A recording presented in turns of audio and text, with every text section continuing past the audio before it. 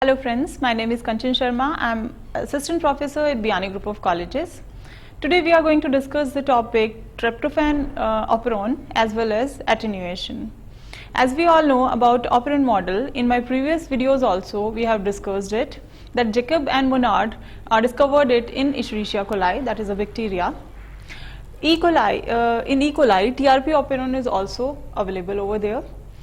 Tryptophan, it makes tryptophan. There are several kind of genes present in this. First of all, the enhancer gene is present. The enhancer may present anywhere in the entire genome of E. coli. And if enhancer is present, it boosts up the activity of TRP operon several times.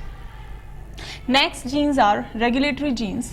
Regulatory genes secrete two kind of proteins. These are known as regulatory proteins. It may be activator or it may be repressor. Here in TRP operon, it secrete active repressor and inactive repressor. As we all know that TRP operon is negatively controlled and repressible system. Repressible system is characteristic feature of anabolic pathways. That is, something will get made in such kind of pathways. Here the TRP, that is tryptophan, are going to be produced. The regulatory genes secrete inactive repressor. If the repressor is inactive, it won't be able to attach on operator site. If it is not attaching on operator site, then RNA polymerase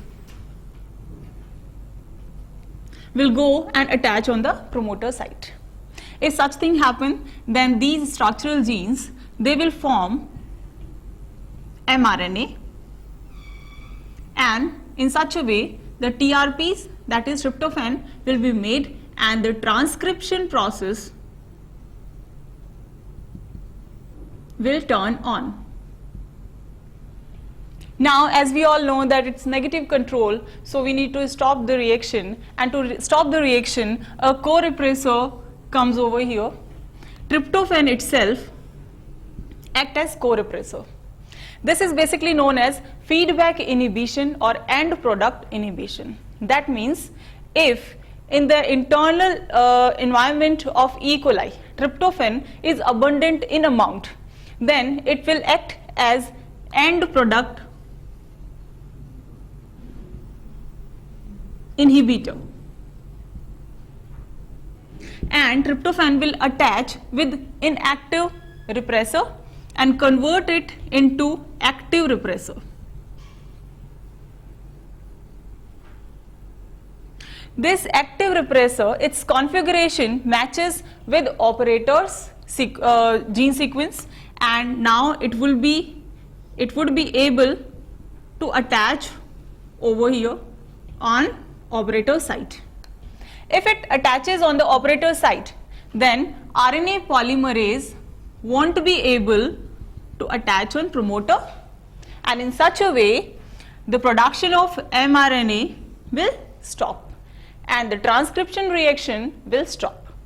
Now we'll come to our next part, that is attenuation process. Attenuation is what? Attenuation is basically the termination or the termination of transcription process.